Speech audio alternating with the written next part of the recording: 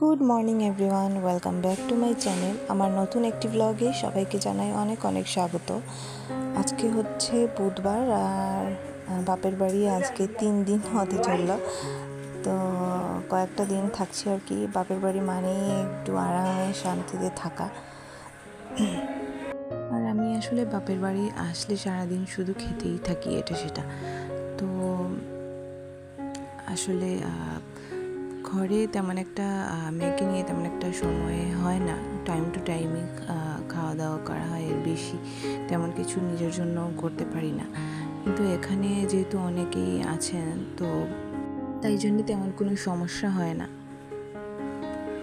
আর এখন বুধবার আজকে সকালবেলা, আর ভাবছি যে কি করা যায়। তো ভাবলাম আমার ইচ্ছে করছিল অনেকদিন ধরে নিজে আটার নুডলস বানিয়ে তো খাওয়ার, তাই জন্যে করছি সেটাই। আর তোমরাও একদিন কিন্তু বানিয়ে দেখতে পারো, আসলে ভালোই লাগে খেতে। তো এভাবেই আটার রুটি যেভাবে করা হয় সেভাবে করে আর চাকু দিয়ে ছোটো ছোটো টুকরো করে কেটে নিতে হবে নুডলসের মতন।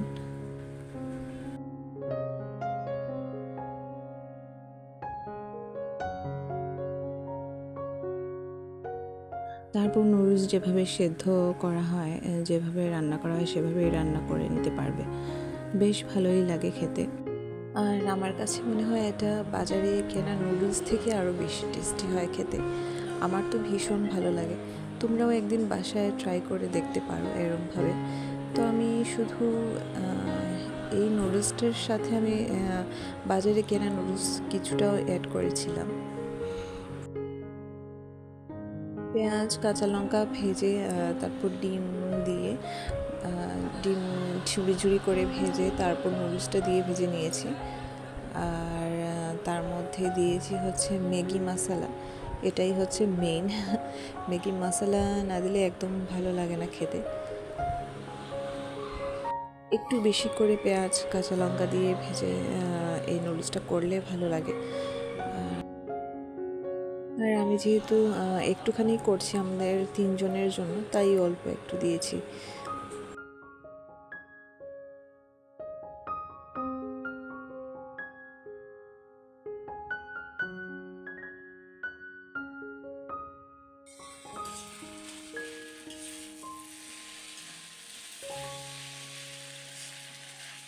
তো এদিকে নুডলস করা আমার কমপ্লিট, আর চলে এলাম এখানে আমাদের ঘরে।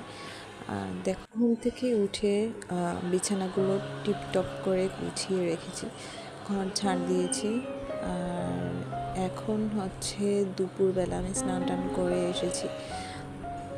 আর এখানে মা রান্না করছে হচ্ছে বাঁশের কোল এর রেসিপি। তো আমি ভাবছিলাম তোমাদের সাথে শেয়ার করব, এসে দেখছি মা বসিয়েই দিয়েছে।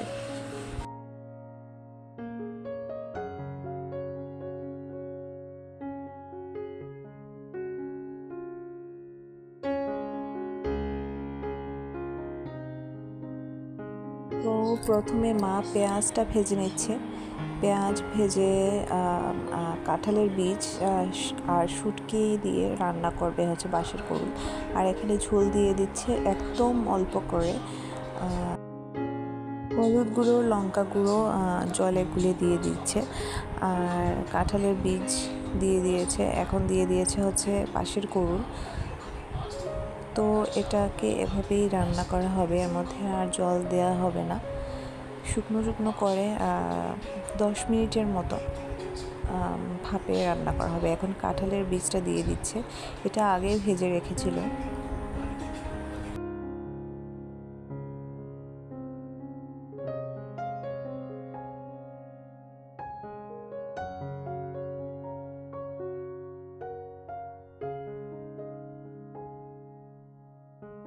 তো ওটা হতে হতে আমি তোমাদের অন্যান্য রেসিপি দেখিয়ে দিই কী কী রান্না হয়েছে। এটা হচ্ছে টক মাছের ডিমের, আর হচ্ছে ডিম ভুনা এখানে, আর হচ্ছে এটা কই মাছের ভুনা।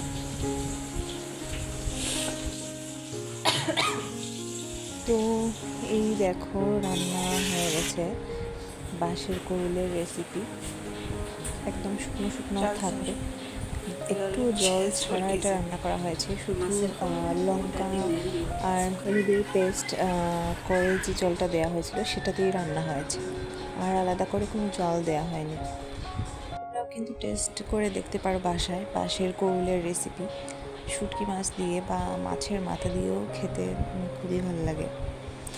তো এই লঙ্কাগুলো দেখো, এগুলো হচ্ছে আমাদের গাছের, আমার মায়ের হাতের।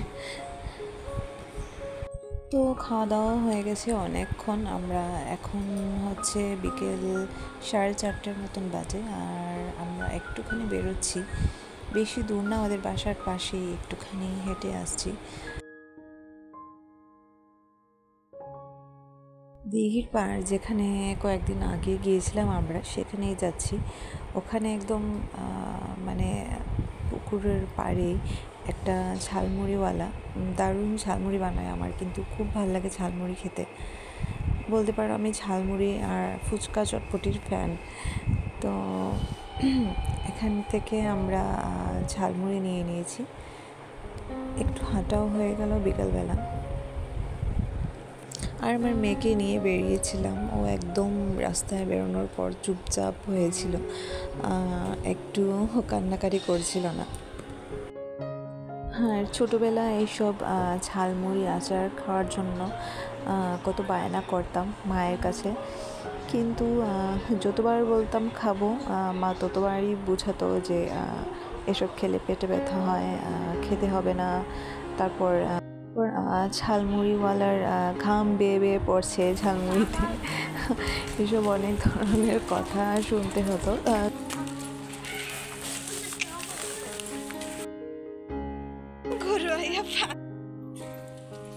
মুরগির ছানাটার বেশি সাহস হয়ে গেছে মনে হচ্ছে।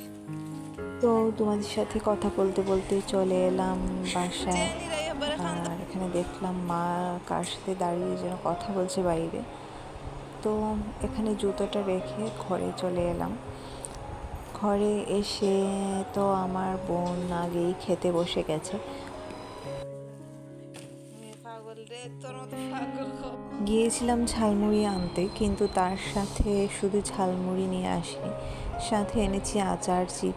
আমি বাসায় আসলে একটুখানি বেশি খাওয়া দাওয়া করি, শুধু আমি না, আমরা খাদ্য রসিক বলতে গেলে আমরা খাওয়া দাওয়া করতে পছন্দ করি। তো এখানে আসলে ওটা একটু বেড়ে যায় আর কি।